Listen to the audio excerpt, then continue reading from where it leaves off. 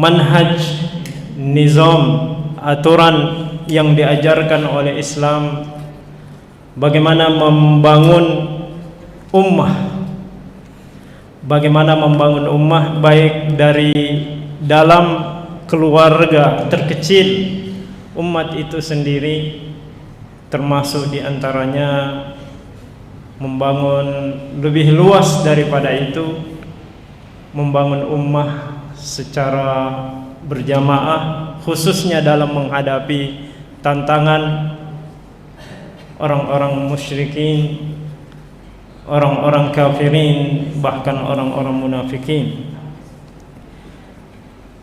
Kita telah membacakan 2 ayat pada kesempatan pertama kemarin, di mana pada intinya adalah Allah berfirman kepada Nabi Muhammad sallallahu alaihi wasallam dan memberikan nasihat, sebuah nasihat yang agung kepada manusia mulia,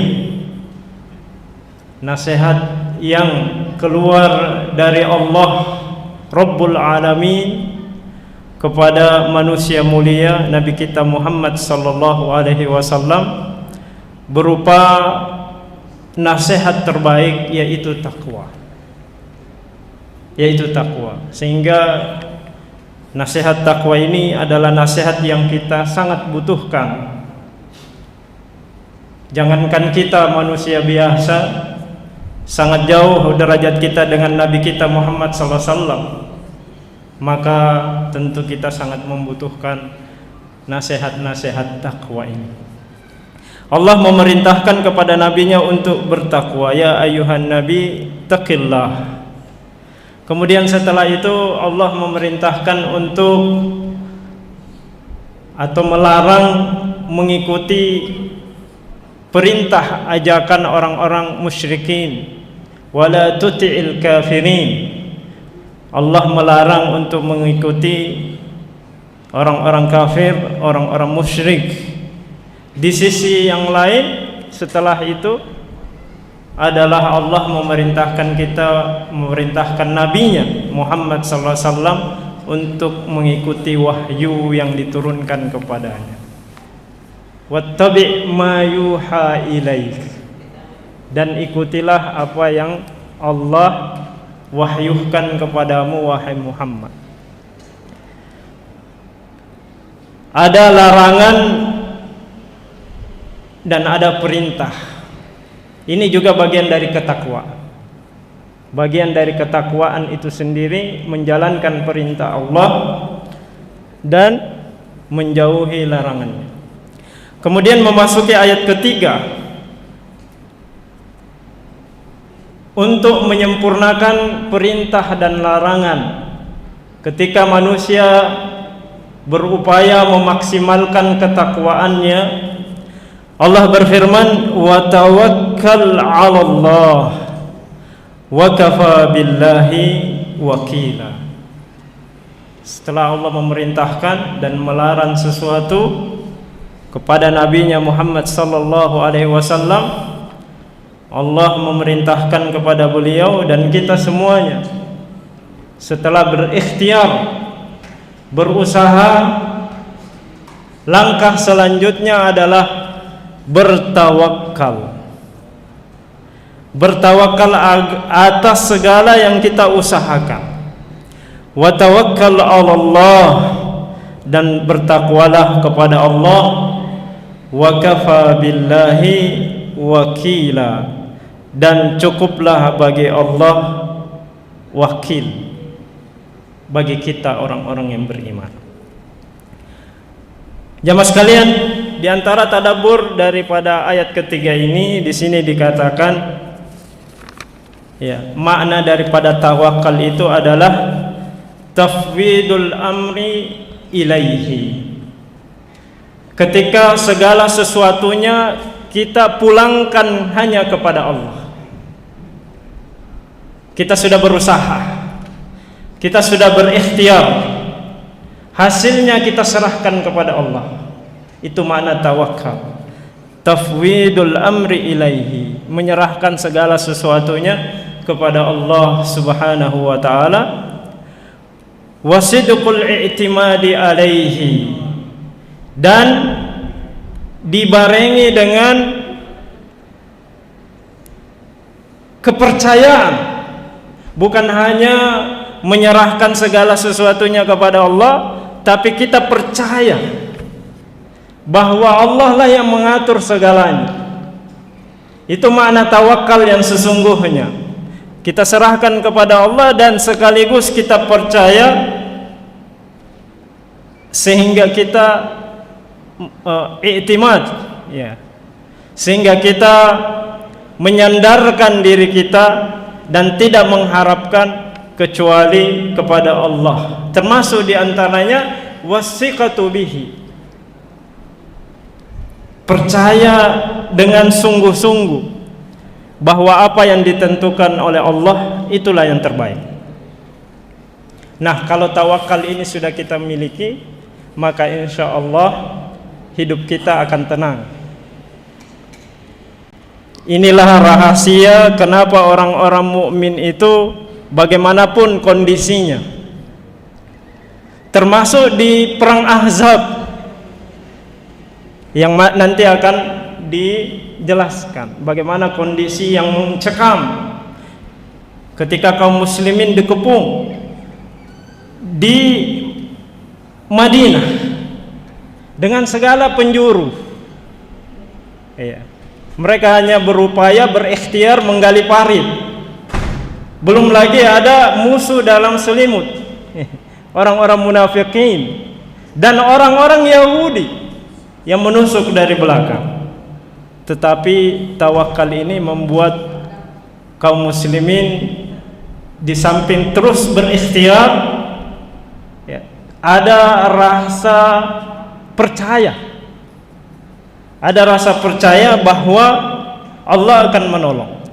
Wa kafa billahi wakila, dan cukuplah Allah sebagai penolong kita. Itulah mungkin rahasianya kenapa saudara-saudara kita di Palestina mungkin hingga hari ini, ya, kita melihat betapa susah blokade, penjajahan, pemboman, ya, yang mungkin kita tidak pernah berlangsung dalam sejarah penghancuran seperti itu, genosida. Pernah ada genosida tapi tidak separah itu, ya. Tetapi apa yang keluar dari mulut-mulut saudara kita di Gaza sana? Hasbunallah wa ni'mal wakil, ni'mal maula wa ni'man nasir. Itu yang keluar kemudian. La haula wa la quwwata illa billah. Cukuplah Allah sebagai penolong. Hasbunallah, cukuplah Allah bagi kami. Ni'mal maula wa ni'man nasir. Allah sebaik-baik penolong. Kalau kita tanya mengapa, dan orang-orang selain Islam pun bertanya-tanya apa rahasianya, sampai sejauh ini umat Islam di Gaza masih segar, masih kuat, masih tegar. Makanya salah satu istilah yang kemudian banyak beredar untuk mensifatkan teman-teman saudara-saudara kita di Palestina adalah kata as-sumud. Ada as-sumud plotila, ada kata itu sering diucapkan. Sumud menunjukkan ketegaran warga Gaza. Apa yang membuat mereka tegar seperti itu? Salah satu diantaranya adalah tawakal. Sudah ada ikhtiar, sudah ada usaha semaksimal mungkin. Tinggal kita serahkan hanya kepada Allah Subhanahu wa ta'ala. Di sini dikatakan salah satu tadabburnya adalah imanukal amik bi anna Allah ni'mal wakil wa taslim zimamil umurik yabuthu fis sudur rahah wa tuma'ninah wasi'ah khatir wansyirah. Keimanan yang dalam bahwasanya Allah sebaik-baik wakil, Allah sebaik-baik penolong, inilah yang membuat hati kita ini menjadi tenang. Apa yang perlu kita khawatirkan kalau penolong kita Allah? Membuat hati kaum muslimin itu bisa tenang, rahah, tuma'ninah, dan seterusnya. Ini sekali lagi karena keyakinan yang mendalam bahwasanya Allah lah sebaik-baik penolong, Allah lah sebaik-baik wakil. Kemudian dalam tadabbur yang lain dikatakan, man ya'tamid ala tadbirillah, barang siapa yang menjadikan pengaturan Allah menjadi dalam segala urusannya, ya'tamid, menjadikan pengaturan Allah itu sebagai sandarannya, maka yanamu qariral aini la yubali la yakhaf. Barang siapa yang menjadikan Allah sebagai pengatur segala sesuatunya, maksudnya dia kembalikan semuanya kepada Allah, maka insya Allah matanya tenang dalam tidurnya. Iya. Kalau ada orang yang susah tidur, ini dipertanyakan.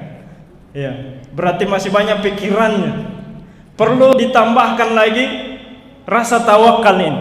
Beliau mengatakan, atau dalam tadabbur ini dikatakan, barang siapa yang menjadikan Allah sebagai mengembalikan sesuatunya hanya kepada Allah, maka tidurnya akan tenang dan dia tidak menghiraukan segala sesuatunya. Dia tidak pernah takut, la yaqlaq, bahkan dia tidak sampai stres. Wa man tarahu fil qalaq daim tafkir fa huwa ba'id anillah. Bahkan kalau kita melihat ada orang yang kehidupannya itu dipenuhi dengan gundah gulana, stres, qalaq, maka atau pikirannya terlalu jauh, maka sesungguhnya ketahuilah orang seperti ini kehidupannya masih jauh dari Allah. Masih jauh dari Allah. Berarti kalau kita ingin dekat dengan Allah Subhanahu wa taala, maka kita jadikan segala urusan kita kembalikan. Kita hanya bisa berusaha, kita berbisnis, kita belajar, kita berusaha, kita berkegiatan, kita berdakwah, itu semua ikhtiar. Berhasil tidak berhasil semuanya ditentukan oleh Allah. Maka tidak ada alasan kita takut ataupun risau dengan pekerjaan kita, usaha kita. Kita sudah usaha maksimal, maka kembalikan kepada Allah. Maka obat daripada stres itu tawakal kepada Allah Subhanahu wa ta'ala. Kemudian makna dari kata wa tawakkal 'ala Allah wa kafa billahi wakila, di sini seakan-akan perintah isbiha fi amalik. Ini bisa kita jadikan sebagai prinsip kehidupan kita. Wa tawakkal 'ala Allah wa kafa billahi wakila. Jadikan ini prinsip. Bertawakallah kepada Allah dan sebaik-baik penolong adalah Allah Subhanahu wa ta'ala. Oleh karena itu isbiha fi amalik. Hiduplah dengan tawakal ini khususnya dalam mengejar cita-cita kita. Kita punya cita-cita yang tinggi, kita punya harapan-harapan, maka agar harapan itu bisa kita raih dengan baik, kita bisa raih dengan tenang, maka prinsip ini harus kita miliki, yaitu sifat tawakal. Tayakkanha fi auja'ik, khudha qaidah fi hayatik, kufitu in tawakkaltu kufitu. Jadikan itu sebagai kaidah, prinsip kehidupan kita, bahwa kufitu, saya merasa saya akan dicukupkan in tawakkaltu, Saya akan dicukupkan rezeki saya, usaha saya, apapun yang saya raih, kejar, saya akan dicukupkan oleh Allah kalau saya tawakal. Tetapi kalau kita tidak tawakal, sebaliknya, maka kita akan merasa kurang, merasa tidak maksimal, dan kemudian sekali lagi akan membawa pada pikiran-pikiran yang kurang maksimal seperti tadi. Oleh karena itu, sungguh benar sadaqah Rasulullah SAW ketika mengatakan kepada kita bahwasanya dalam hadis dikatakan, lau tawakkaltum haqqa tawakkuli, sekiranya kalian itu bertawakal dengan sebenar-benar tawakal, la razaqakumullahu kama razaqat, ya, atau kama qala Rasulullah sallallahu alaihi wasallam, bahwa Allah akan memberikan rezeki kepada engkau sebagaimana Allah memberikan rezeki kepada burung. Itu contoh tawakal yang paling dekat dengan kita, yaitu burung yang Allah rezekikan kepada dia sayang, Allah rezekikan kepada dia sehingga dia bisa berusaha, berikhtiar. Yaqdu himasa wa yamshi biton. Dia keluar kosong perutnya. Burung itu kita perhatikan, dia keluar pagi hari belum ada rezekinya. Tapi apa yang dia lakukan? Dia tawakal dengan sebenar-benarnya tawakal, menggunakan berikhtiar. Jadi tawakal itu tidak bertentangan dengan ikhtiar. Justru orang yang tidak tawakal mereka belum usaha. Ya. Kata Rasulullah SAW, kalian akan direzekikan sebagaimana burung itu diberikan rezeki. Ya. Allah akan limpahkan rezekinya orang-orang yang bertawakal kepada Allah Subhanahu wa ta'ala. Baik, itu kesimpulan dari ayat ketiga ini. Kita diperintahkan setelah berusaha bertakwa semaksimal mungkin, menjalankan perintah Allah, menjauhi larangannya, maka usaha kita selanjutnya adalah berkaitan dengan keyakinan, berkaitan dengan hati kita. Kita sudah berupaya, berusaha, tinggal bagaimana kita kuatkan melalui keimanan kita, ketakwaan kepada Allah, keimanan berupa sifat tawakal ini, yaitu sekali lagi kita menyerahkan hanya kepada Allah hasilnya, dan kita jujur, percaya dan thiqah bahwa segala sesuatunya telah ditetapkan oleh Allah. Berapapun usaha kita, kalau belum ditakdirkan tidak akan bisa. Tidak akan bisa. Nah, oleh karena itu memang orang-orang muslim ini adalah orang-orang yang diberikan tuntunan yang sempurna, disuruh berusaha dan juga beriman terhadap hasilnya. Hadirin yang dimuliakan oleh Allah Subhanahu wa taala. Kemudian ayat selanjutnya, ma ja'alallahu lirajulin min qalbayni fi jawfihi.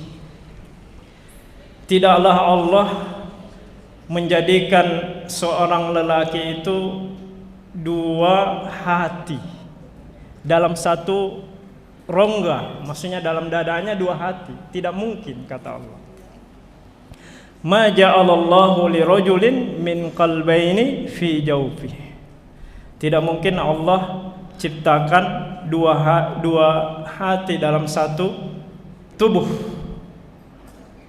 Ada enggak orang punya dua hati? Allah sudah menegaskan ini, tidak mungkin ada.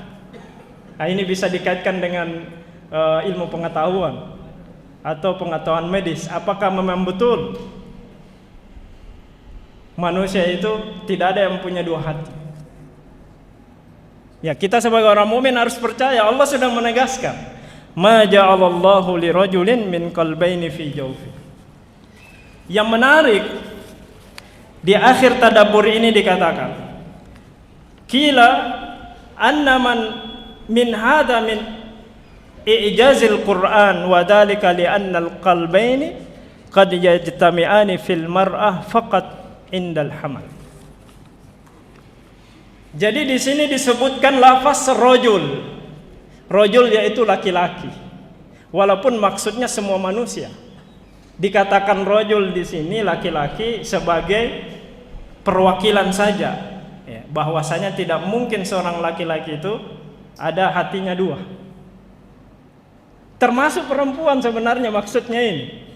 Tetapi begitulah Al-Quran, lafaznya saja mukjizat. Tidak mungkin salah dari segi lafaz, belum lagi dari segi makna. Dari segi lafaz saja Allah menggunakan kalimat rajul atau laki-laki. Karena boleh jadi kemungkinan ada yang berpikir. Ada yang berpikir. Nah, itu wanita yang hamil bisa saja dua hatinya. Kan seperti itu. Wanita ibu hamil, perempuan kan dia punya hati. Dan dia hamil, berarti ada anaknya yang juga punya hati. Berarti memungkinkan perempuan itu punya dua hati, walaupun maksudnya tidak mungkin juga. Ya, secara pribadi tidak mungkin, tetapi kalau dia hamil, ada janinnya, bisa saja ada orang yang kemudian kritisi ayat ini. Kalau sekiranya bukan kata rojul yang disebutkan, kalau sekiranya yang disebutkan insan, ma ja'alallahu lil insan. Contoh misalkan, Allah tidak menjadikan setiap manusia itu dua hati. Ini bisa saja dikritisi sama orang-orang yang kritis. Ya. Bagaimana kalau wanita hamil? Nah, makanya Allah gunakan kalimat ma ja'alallahu li rojulin. Allah tidak menjadikan laki-laki itu dua hatinya. Sehingga tidak ada alasan untuk berdebat. Sudah dijawab oleh Allah Subhanahu wa ta'ala.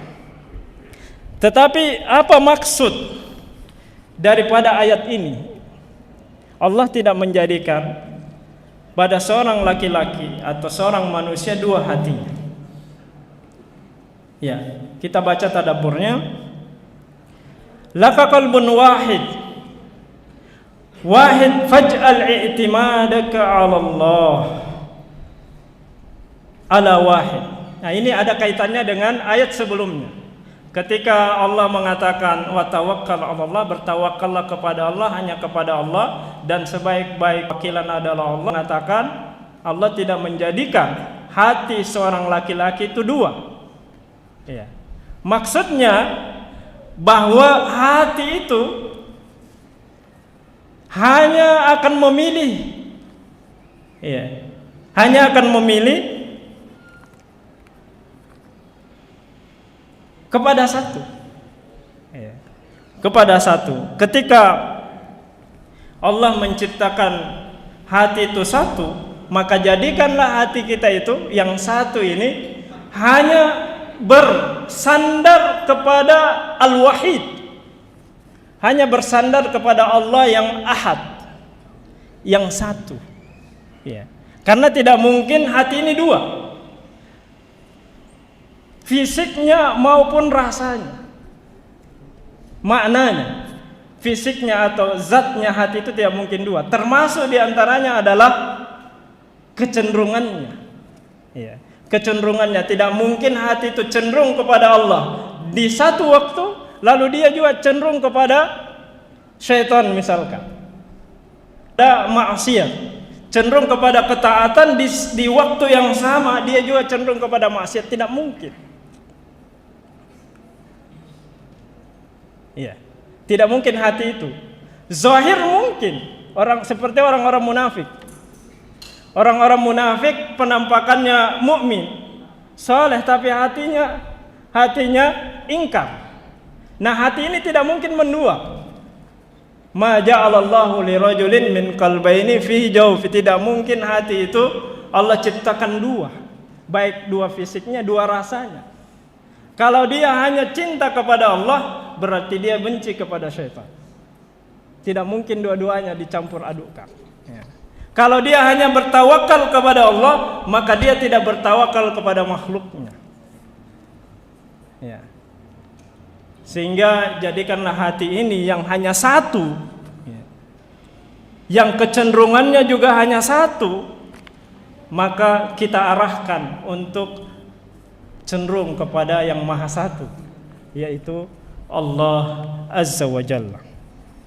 Lalu potongan ayat ini berkaitan dengan hukum-hukum fikih setelahnya, yaitu Allah mengatakan, wa ma ja'ala azwajakum allai tuzahiruna minhunna ummahatikum wa ma ja'ala adiyaakum abnaakum dzalikum qaulukum bi afwahikum wallahu yaqulul haqq wa huwa yahdis sabil.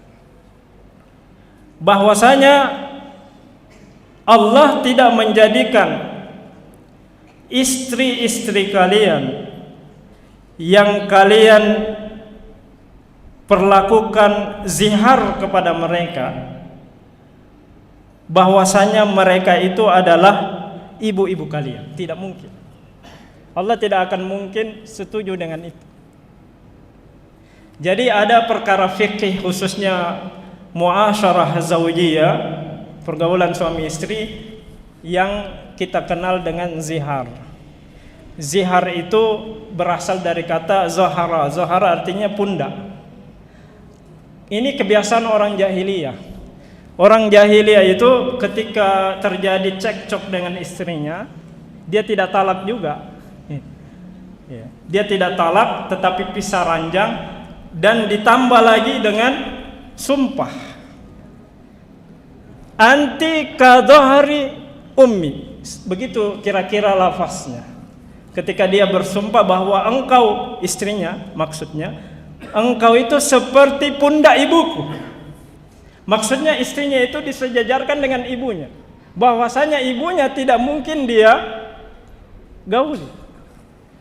Itu karena dia marah misalkan, lalu keluar kata-kata itu semacam sumpah. Nah, Allah jelaskan di sini karena hati manusia adalah satu saja.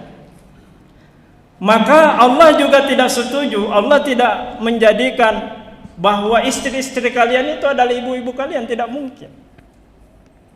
Dilarang dalam Islam.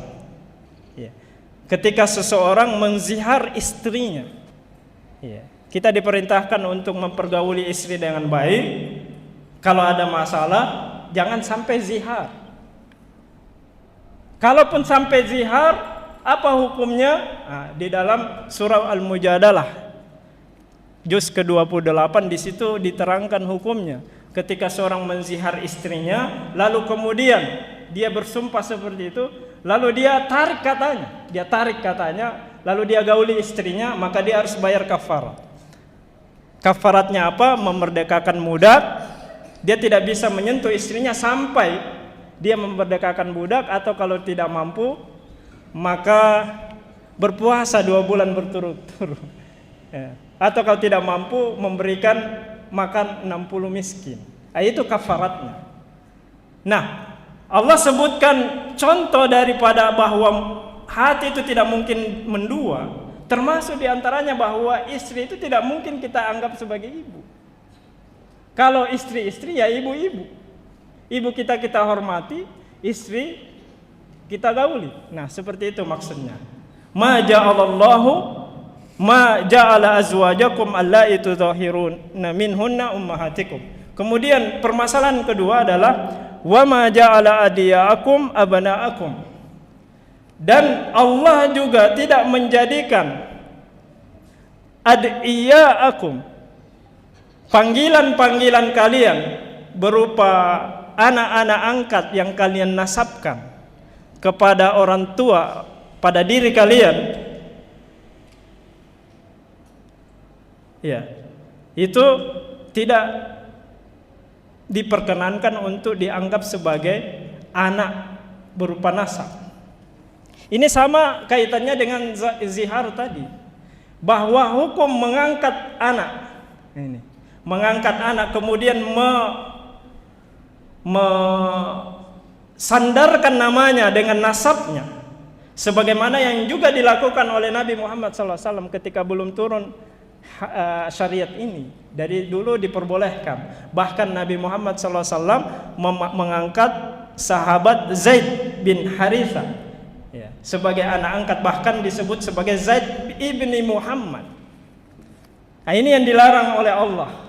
yang namanya tabani, dan hukum tabani ini akan banyak dijelaskan dalam surah Al-Ahzab ini, dan sudah mulai disinggung di ayat ke-4 ini, bahwasanya ketika seorang menganggap anak itu atau menyandarkan anak itu sebagai anak kandungnya padahal bukan, maka itu juga bagian makna bahwa Allah tidak menjadikan dalam hati kita ini, dalam diri kita ini dua hati.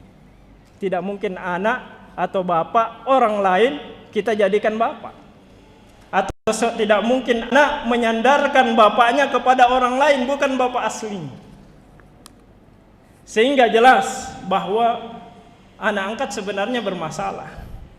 Harus dijelaskan di awal kalau kita memang mau mengasuh. Kita bedakan antara anak asuh yang memang nasabnya tetap. Mungkin ada orang yang belum dikaruniakan anak tetapi mau beramal soleh, mau mengasuh, mau membantu anak yatim dan seterusnya, tentu tidak mengapa.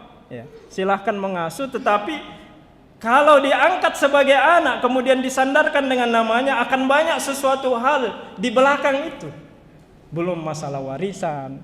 Kalau dia jadikan anak, tentu yang lain akan terhalangi kalau dia jadi anak, karena dia punya ahli waris yang lainnya. Belum lagi masalah mahram, karena dia juga bukan mahram. Pergaulan antara ibunya mungkin kalau dia anak angkat laki-laki atau sebaliknya, tentu ini ada masalah di dalamnya. Maka itulah makna Allah tidak menjadikan dalam satu rongga itu ada dua hati. Ya, karena sudah habis waktunya, kita percepat pembacaan ayatnya. Zalikum qaulukum bi afwahikum. Itulah perkataan kalian dengan mulut-mulut kalian. Wallahu yaqulul haq, dan Allah hanya berkata yang hak. Wa huwa yahdis sabil, dan Allah menggiring kita kepada jalan yang lurus, memberikan hidayah kepada jalan yang terbaik. Sehingga walaupun perkataan, tetapi perkataan kita itu seperti tadi zihar, yang menganggap suami atau istri sebagai ibu, itu perkataan kalian. Begitu pula anak yang dianggap sebagai anak kandung padahal bukan, maka kata Allah, itu perkataan kalian, tetapi Allah hanya berkata yang hak. Artinya ikuti Allah, jangan ikuti kebiasaan kalian itu, ikuti Allah yang hanya berkata yang hak. Ini tentu sejalan dengan ayat selanjutnya, yaitu ayat kelima. Allah berfirman, ud'uuhum liabaihim. Perintah Allah bahwa anak-anak angkat itu tadi, silahkan panggil mereka sesuai dengan bapaknya. Zaid bin Harisa kemudian diubah lagi, yang tadinya Zaid bin Muhammad karena diangkat, lalu kemudian turun ayat tentang tabani yang dilarang, maka kembali lagi pada nama bapak sesungguhnya, yaitu Zaid bin Harisa. Maka kata Allah, ud'uuhum liabaihim, panggillah mereka dengan bapak-bapak mereka. Huwa aqsatu indallah, itulah yang terbaik, yang teradil bagi Allah. Fa in lam ta'lamu wa nukum fid din, mereka adalah saudara kalian karena Allah. Silakan panggil saudara, ikhwa fillah, akhi fillah. Wa mawalikum, boleh juga dengan kata mawali atau tuannya. Kalau dia budak dipanggil dengan tuannya, bukan bapaknya. Walaysa alaikum junahun, dan tidak mengapa bagi kalian fima akhta'tum bihi, kalau ternyata kalian panggil tapi tidak sengaja, ada kesalahan karena sudah terbiasa, maka tidak mengapa kata Allah. Walakin ma ta'ammadat qulubukum, tetapi yang bermasalah itu kalau kita panggil dengan sengaja, kita tahu bukan bapaknya, lalu kita panggil dengan sengaja, itu yang bermasalah. Bahkan bisa menjadi maksiat karena Allah larang. Kita panggil sesuai dengan bapaknya. Wa kana Allahu ghafurur rahima, dan sesungguhnya Allah Maha mengampuni dan Maha penyayang. Dan Allah Maha mengampuni dosa-dosa kita. Apa yang telah terjadi dahulu Allah ampuni. Apa yang telah berlalu bagi Rasulullah SAW sebagaimana yang telah terjadi bagi Zaid, ini pelajaran berharga bagi kita, bahwasanya Dengan syariat ini Allah mengajarkan kepada kita bahwa memanggil seseorang sesuai dengan nasabnya. Ya, sesuai dengan nasabnya. Karena apa? Karena hati itu hanya satu. Bapak tidak mungkin mendua juga. Istri juga ya bisa saja. Tetapi hati ini, hati siapa yang tahu? Ya, ma ja'alallahu fi rajulin, tidak mungkin bagi seorang itu dua hatinya. Maka jadikan hati ini hanya terkait dengan Allah. Ya. Tidak mungkin terjadi orang senang Al-Quran, di sisi yang lain lebih banyak dengar musik, akan susah. Ya. Kalau mau dengan Al-Quran, kalau mau yang lain, ya begitu jalannya. Sehingga mari kita arahkan diri kita, keluarga kita untuk banyak bertawakal kepada Allah dan menggiring hati ini yang satu ini hanya kepada Allah Subhanahu wa taala. Mungkin itu yang dapat kami sampaikan. Mudah-mudahan ada manfaatnya.